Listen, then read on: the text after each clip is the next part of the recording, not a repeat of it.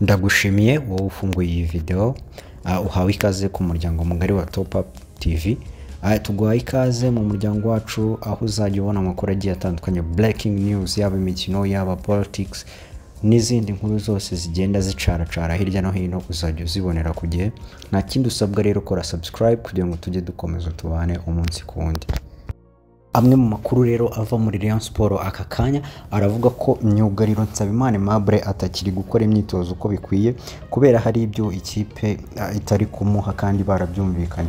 Kuri uyu wa kabiri tariki ya 24 Nzeri, myugariro wa Rayon Sport Nsabimana Aimable ntabwo yitabiriye imyitozo kubera hari ibyo yumvikanye n'ikipe ariko itaramuha. Nsabimana Aimable ni umwe mu bagabo bamaze iminsi bafatiye runini ubwugarizi bwa Rayon Sport, we na Omari Giningi ukomoka muri Senegal bakinana mu mutima wa defense.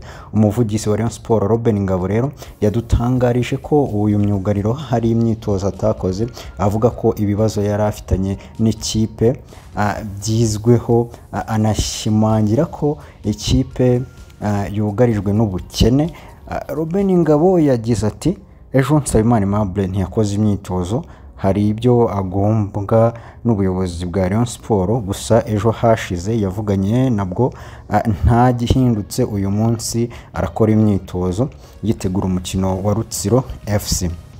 Ati si ukubeshya cyangwa guca ku ruhande, Rayon Sport ifite ibibazo bya mikoro biri kuganirwaho n'inzego zitandukanye ku buryo byazamenyekana vuba kandi mu buryo burambye, bigakemurwa bikava mu nzira. Nsabimana Aimable atangiye kugenda bigura intege mu gukora imyitozo ya Rayon Sport mu gihe iyi kipe yitegura gucakirana na Rutsiro iri mu makipe ayoboye urutonde rwa shampiyona y'u Rwanda muri aka kanya.